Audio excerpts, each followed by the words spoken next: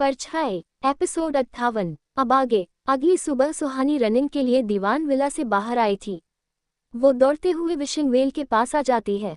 वहां पहुंचकर सुहानी आसपास उस कटार को ढूंढने लगती है जिसे रात को विवेक ने उस साय पर मारा था। लेकिन वहां सुहानी को वो कटार दिखाई नहीं देता।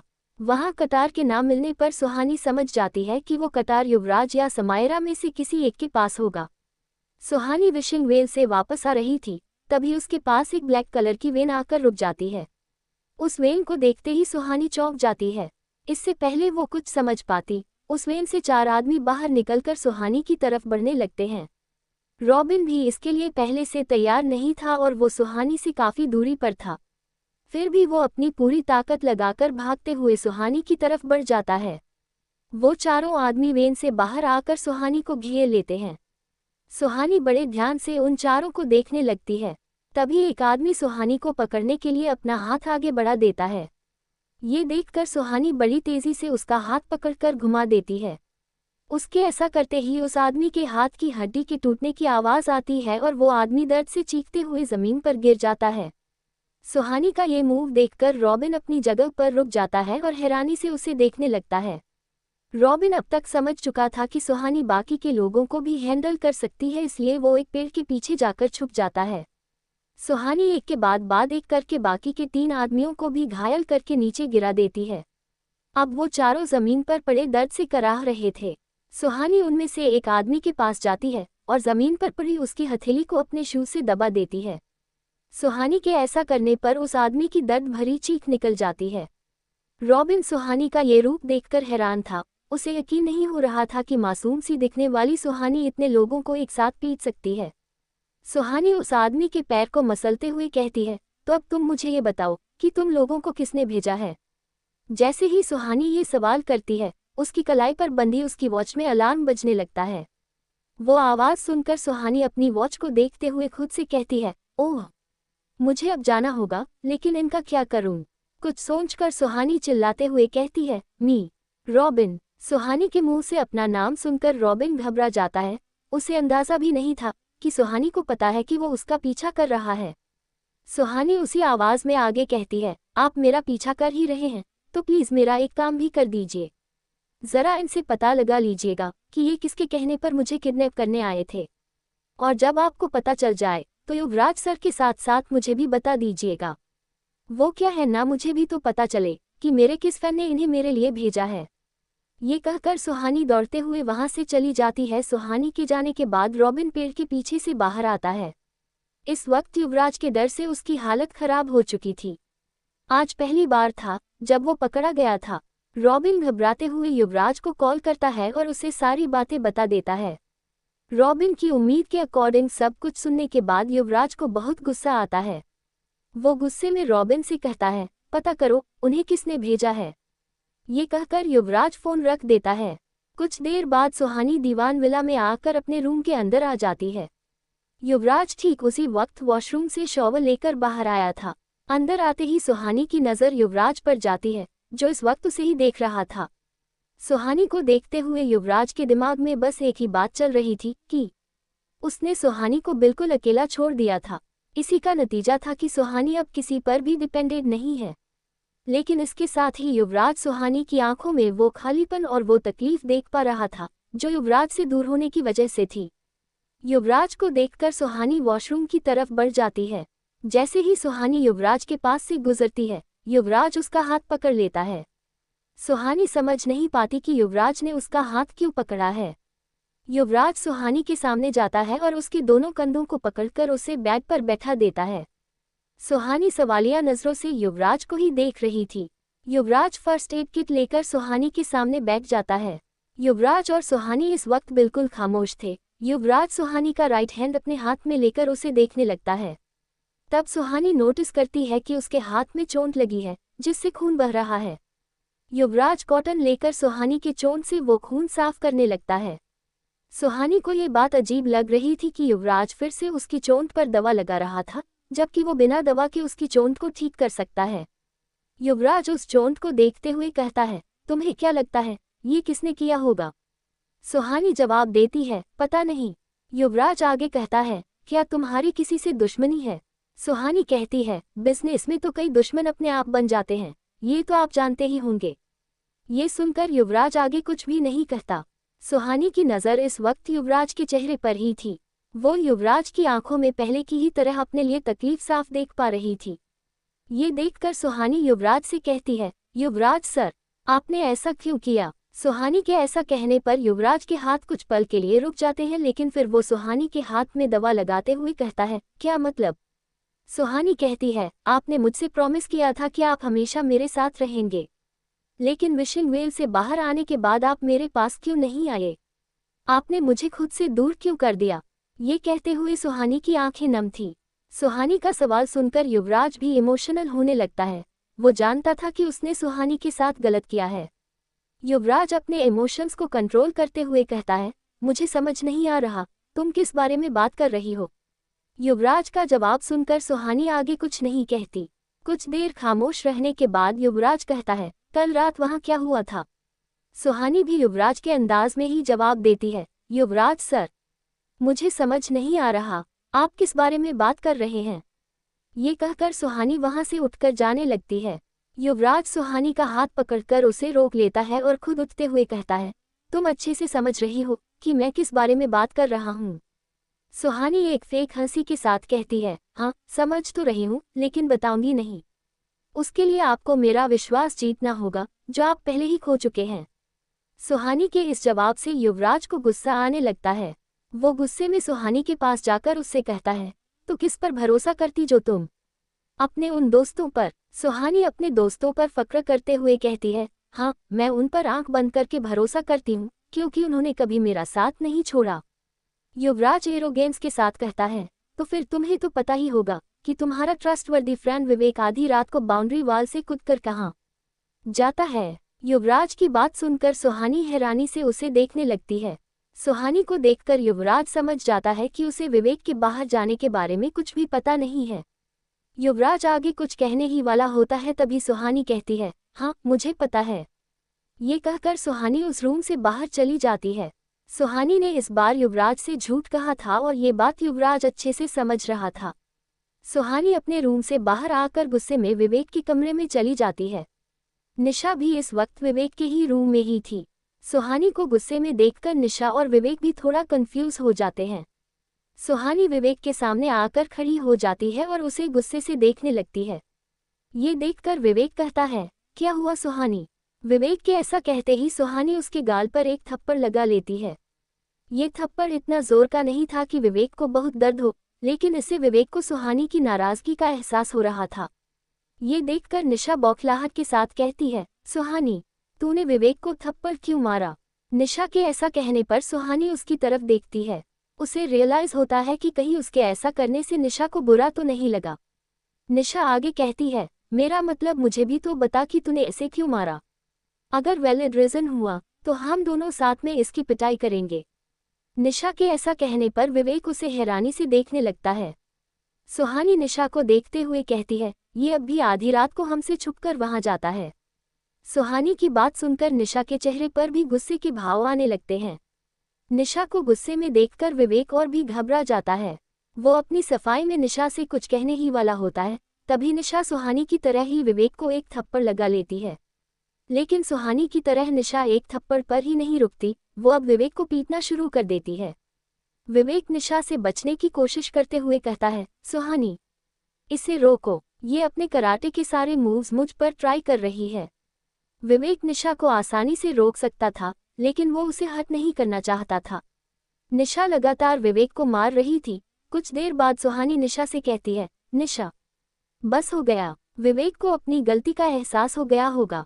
सुहानी की बात सुनकर निशा खुद को शांत करती है और विवेक को पीटना बंद करती है। विवेक दर्द से कराहते हुए उठता है और निशा और सुहानी के सामने जाकर अपनी नजरें झुकाकर खड़े हो जाता है। सुहानी और निशा उसे ही देख रहे थे। विवेक शर्मिंदा होकर कहता है, सॉरी यार, मैं जानता हूँ कि तुम दोनों को मेरी बहुत फिक्र है, लेकिन मेरा वहाँ जाना भी बहुत ज़रूरी था। निशा फिर से चिढ़ते हुए कहती है, तुम्हें पता नहीं क्या, उस साय ने अब लोगों को मारना शुरू कर दिया है। अगर कभी वहाँ जाते हुए रास्ते में वो साया तुमसे मिल गया तो मैं नया बॉयफ्रेंड कहाँ से ढूंढूंगी।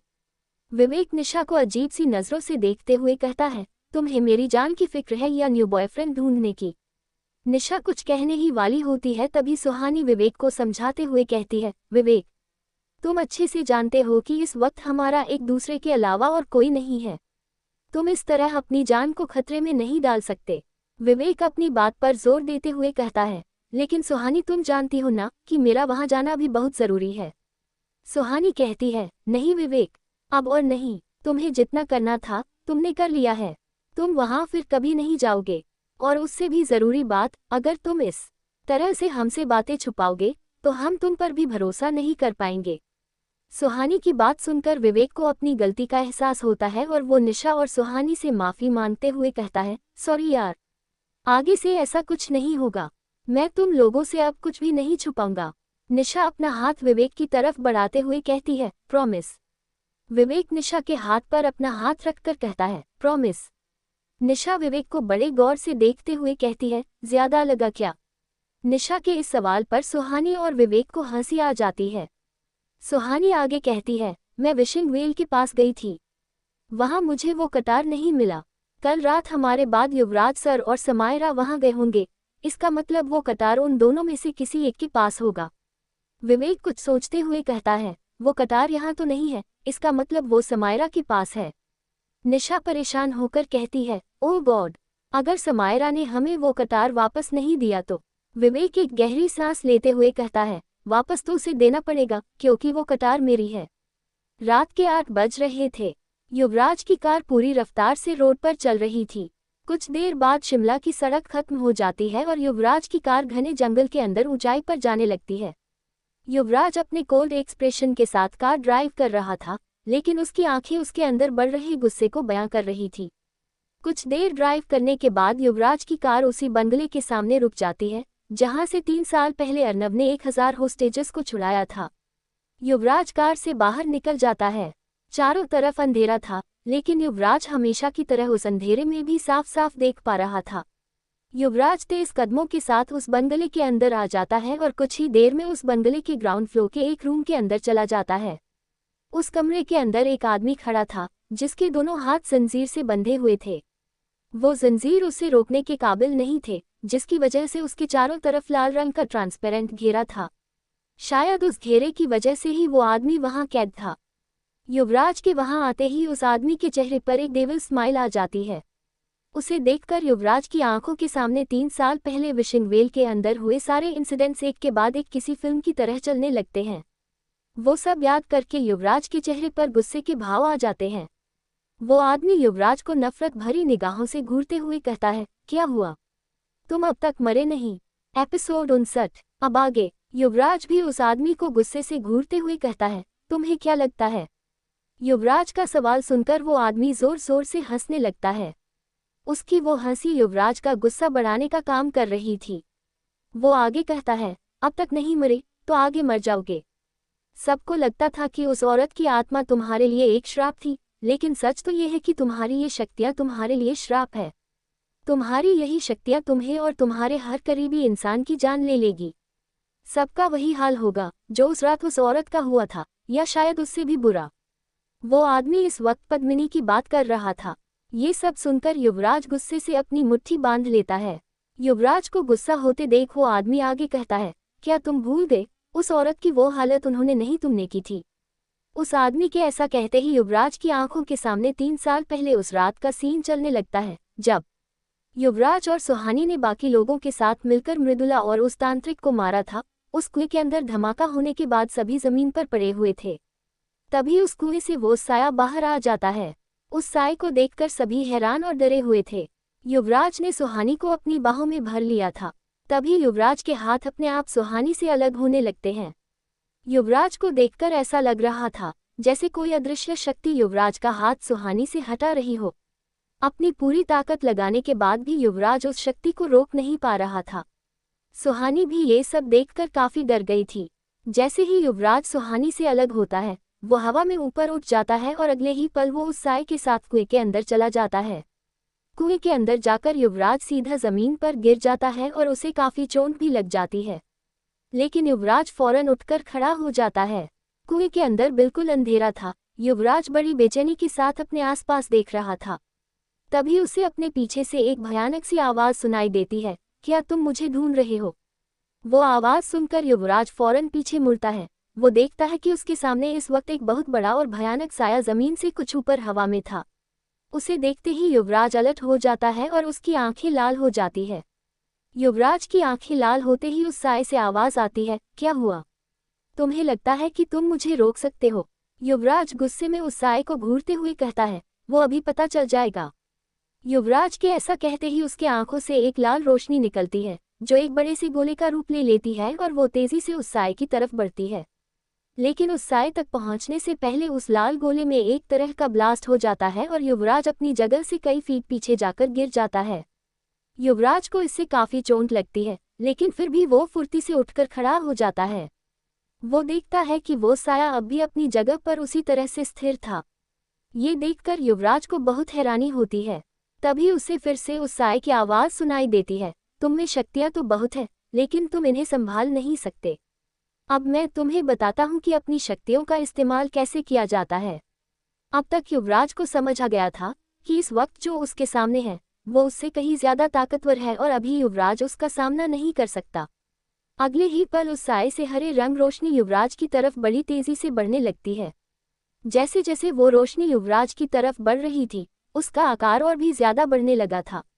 जैसे ही वो रोशनी युवराज को छूने वाली होती है, वो गायब होती जाती है। युवराज को समझ नहीं आता कि वहां हो क्या रहा है। तभी उस साए की गुस्से से भरी आवाज सुनाई देती है, तुम। ये सुनकर युवराज को थोड़ी हैरानी होती है। इस वक्त वो कुछ भी महसूस नहीं कर पा रहा था। युवराज को अपने ठीक पीछे से पद्मिनी की आवाज सुनाई देती है, मेरे अलावा और कौन हो सकता है? ये कहते हुए पद्मिनी युवराज के पास आकर खड़ी हो जाती है। युवराज हैरानी से पद्मिनी को ही देख रहा था। वो पद्मिनी को आंखें फाड़कर देखते हुए कहता है, तुम कहाँ थी? उस रात के बाद तुम मुझे कहीं नहीं मिली। पद्मिनी युवराज से कहती है, अभी इन बातों का वक्त नहीं है। सिर्फ आज की रात ही ये तुम्हें मार सकता है। ये दिन का आखिरी पहर है। मुझे बस इस पहर तक इसे रोकना होगा। ये कहकर पद्मिनी युवराज के सामने आकर खड़ी हो जाती है। पद्मिनी किसी ढाल की तरह युवराज के सामने आकर खड़ी हो गई थी और अब उसकी आंखें भी युवराज की तरह ही लाल हो चुकी थी। पद्मिनी को इस तरह से देखकर उस साए से आवाज आती है, तो तू अब तक जिंदा है? 1000 साल कुछ ज्यादा समय नहीं हो गया मेरा इंतजार करने के लिए। पद्मिनी जवाब देती है, मैं तेरा इंतजार नहीं, अपने वंश की रक्षा कर रही हूँ, क्योंकि यही तेरी मौत की वजह बनेगा। पद्मिनी की बात सुनकर युवराज दंग रह जाता है। उसे उस बात पर यकीन ही नहीं हो रहा था जो उसने अभी अभी सुना था। युवराज हैरानी से कहता है, तुम्हारा वंश? पद्मिनी उस साए को ही देखते हुए युवराज से कहती है, मैं तुम्हारी पूर्वज हूँ और तुम्हारी रक्षा करना मेरी जिम्मेदारी है। पद्मिनी का जवाब सुनकर युवराज के पैरों तले जमीन खिसक जाती है। उसे यकीन नहीं हो रहा था कि ऐसा भी कुछ सकता है। अब वो समझ पा रहा था कि जब भी युवराज को पद्मिनी की जरूरत होती थी, वो उसकी मदद करने के लिए क्यों आ जाती थी। इससे पहले युवराज पद्मिनी से कोई और सवाल कर पाता, वो साया पद्मिनी पर अपनी शक्तियों से हमला करना शुरू कर देता है। ये देखते ही पद्मिनी उसके वार को रोकने लगती है। पद्मिनी अच्छे से जानती थी कि वो उस साए को मार नहीं सकती, उस साए को सिर्फ युवराज मार सकता था। लेकिन इस वक्त वो तैयार नहीं था। पद्मिनी को बस एक पहर तक उस साए को किसी भी तरह से रोककर रखना था। वो साया लगातार पद्मिनी पर हमला कर रहा था और पद्मिनी अपनी पूरी ताकत लगाकर उसे रोक रही थी। युवराज साफ देख पा रहा था कि वो साया पद्मिनी पर भारी पड़ रहा है, लेकिन उसे समझ नहीं आ रहा था कि वो क्या करे। कुछ देर पहले ही उसने अपनी शक्ति का इस्तेमाल करने की कोशिश की थी, लेकिन इससे उल्टा युवराज को ही चोट लगी थी। युवराज को डर था कि कहीं फिर से उसने ऐसा किया तो कुछ गलत ना हो जाए। काफी देर तक उस साए और पद्मिनी की लड़ाई चलती है। अब पद्मिनी बुरी तरह से घायल हो चुकी थी और अब उसमें लड़ने की ताकत नहीं बची थी। तभी उस साए का एक बार पद्मिनी को लगता है और वो लड़खड़ाने लगती है। वो साया पद्मिनी को देखकर कहता है, तूने इसकी बहुत रक्षा कर ली, अब तेरे जाने का समय आ गया है। ये कहकर वो साया जैसे ही पद्मिनी पर अपना वार करने वाला होता है, युवराज खुद को रोक नहीं पाता। पता नहीं उसे क्या होता है, वो अपनी पूरी बॉडी स्ट्रेच करके अपने हाथ के पंजे खोल देता है। युवराज के ऐसा करने पर उसकी आंखें फिर से लाल हो जाती है और उसकी पूरी बॉडी से एक लाल रंग की तेज रोशनी बाहर आने लगती है। ये देखकर पद्मिनी चीखते हुए कहती है, नहीं। लेकिन तब तक बहुत देर हो चुकी होती है। अब युवराज का खुद पर कोई कंट्रोल नहीं था और उसके शरीर से उसकी शक्तियां बाहर आने लगी थी। उस लाल रोशनी से वो अंधेरी गुफा पूरी तरह रोशन हो चुकी थी। युवराज की शक्तियों से वो जगह हिलने लगती है और उस गुफा के पत्थर टूटकर नीचे गिरने लगते हैं। उसकी शक्तियां गुफा की दीवारों से रिफ्लेक्ट होकर इधर उधर फैल रही थी। कुछ ही देर में युवराज अचानक से जमीन से ऊपर उठकर तुरंत नीचे गिर जाता है। युवराज के नीचे गिरते ही उसके शरीर से निकलने वाली वो रोशनी गायब हो जाती है।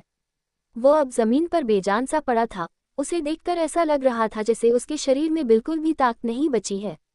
तभी युवराज को पद्मिनी का ख्याल आता है और वो अपनी पूरी ताकत लगाकर वहां से उठ जाता है। युवराज देखता है कि अब वहां वो साया नहीं था। तभी युवराज की नज़र पद्मिनी पर जाती है जो खून से लथपथ जमीन पर पड़ी थी। उसे देखते ही युवराज समझ जाता है कि पद्मिनी की इस हालत का जिम्मेदार वो खुद है। युवराज फौरन पद्मिनी के पास जाकर बैठ जाता है और उसका सर अपनी गोद में रखते हुए कहता है, आई एम सॉरी, ये सब मेरी वजह से हुआ है। पद्मिनी युवराज की गोद में लंबी लंबी सांसें लेते हुए कहती है, मेरी बात ध्यान से सुनो, मेरे पास ज्यादा वक्त नहीं है। पद्मिनी के ऐसा कहने पर युवराज खुद को शांत करता है। पद्मिनी आगे कहती है, दिन का आखिरी पहर अब खत्म हो चुका है, अब वो तुम्हें नहीं मार सकता। मृदुला और वो तांत्रिक इसी साई की रक्षा कर रहे थे। वो सदियों से यहाँ साधना कर रहा था।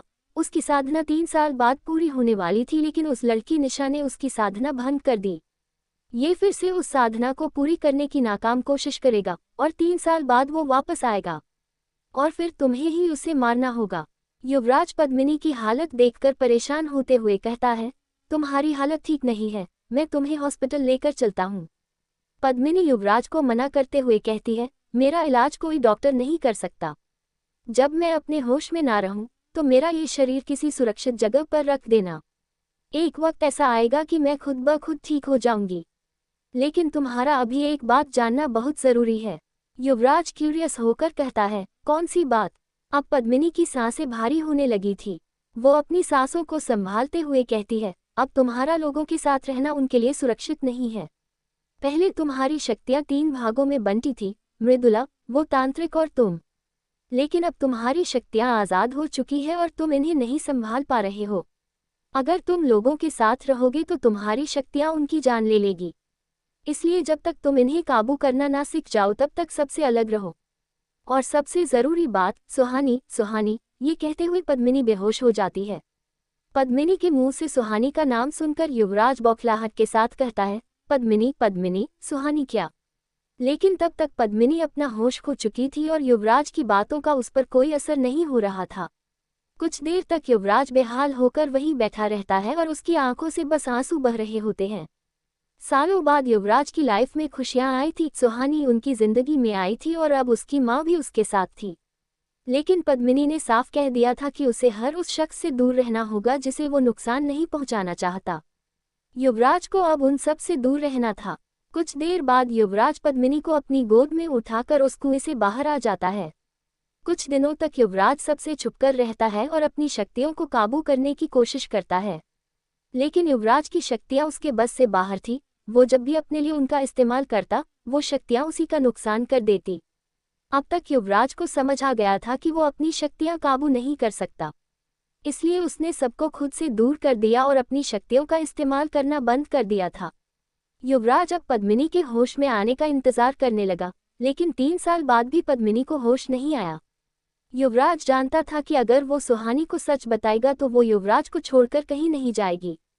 इसलिए युवराज ने किसी से कुछ भी शेयर नहीं किया और खुद सबसे दूर हो गया। यही सब सोचते हुए युवराज प्रेजेंट में आ जाता है। युवराज को ख्यालों में खोए देख वो आदमी कहता है, क्या हुआ? तुम क्या सोच रहे हो? यही कि तुम अभी मुझे खत्म कर दोगे। लेकिन ऐसा हो नहीं सकता। वो तो गलती से मैं तुम्हारी पकड़ में आ गया हूँ, लेकिन तुम मेरा कुछ नहीं बिगाड़ सकते। तुम्हारी शक्तियाँ तुम्हारे किसी काम की नहीं है। युवराज उस आदमी को एक्सप्रेशनलेस होकर देखते हुए कहता है, वही तो देखने आया हूँ। ये कहते ही युवराज की आंखें लाल हो जाती है। युवराज की लाल आंखें देखकर वो आदमी हंसते हुए कहता है, तुम फिर खुद को चोट पहुंचा दोगे। युवराज कहता है, चलो आज वो भी देख लेते हैं। युवराज के ऐसा कहते ही उस आदमी के चेहरे पर जो मुस्कुराहट थी वो गायब हो जाती है और उसके चेहरे पर शिकन आने लगते हैं। वो आदमी घबराते हुए कहता है, ये नहीं हो सकता। युवराज उस आदमी की बातों का कोई जवाब नहीं देता। कुछ ही देर में वो आदमी दर्द से कराहने लगता है और उसकी कराहने की आवाज़ चीख में बदल जाती है। युवराज अपनी लाल आंखों से उस आदमी को ही देख रहा था और उसके चेहरे पर अभी भी कोई भाव नहीं थे। वो आदमी चीखते हुए कहता है, ये तुम कैसे कर रहे हो? तुम अपनी शक्तियां काबू करने काबिल ही नहीं हो। ये कहने के बाद उस आदमी की चीख और भी ज्यादा बढ़ जाती है। अब वो पूरा बंगला उस आदमी की भयानक चीखों से गूंज रहा था। युवराज काफी देर तक उस आदमी को दर्द से तड़पाता है और फिर उसकी आंखें नॉर्मल हो जाती है। अब वो आदमी बेजान होकर खड़ा था। उसके दोनों हाथ जंजीर से बंधे हुए थे, जिसकी वजह से वो नीचे नहीं गिर रहा था। युवराज उस आदमी को देखते हुए अपने मन में कहता है, क्या मैं ये सब इस वजह से कर पाया क्योंकि मैं पिछले कुछ दिनों से सुहानी के साथ हूँ? लेकिन ऐसा कैसे हो सकता है? मेरी जिन शक्तियों को पद्मिनी और यहाँ तक कि वो साया भी रोक नहीं पाया, उसे सुहानी कैसे कंट्रोल कर सकती है? ये कहते हुए युवराज को हर वो इंसिडेंट याद आने लगता है जब सुहानी ने उसकी शक्तियों को कंट्रोल किया था। वो सब याद करते हुए युवराज खुद से कहता है, जब सुहानी के पास कोई पावर नहीं है, तो फिर वो ये सब कैसे कर सकती है? आखिर उस रात पद्मिनी सुहानी के बारे में मुझे क्या बताना चाहती थी? आगे की स्टोरी के लिए कमेंट कीजिए।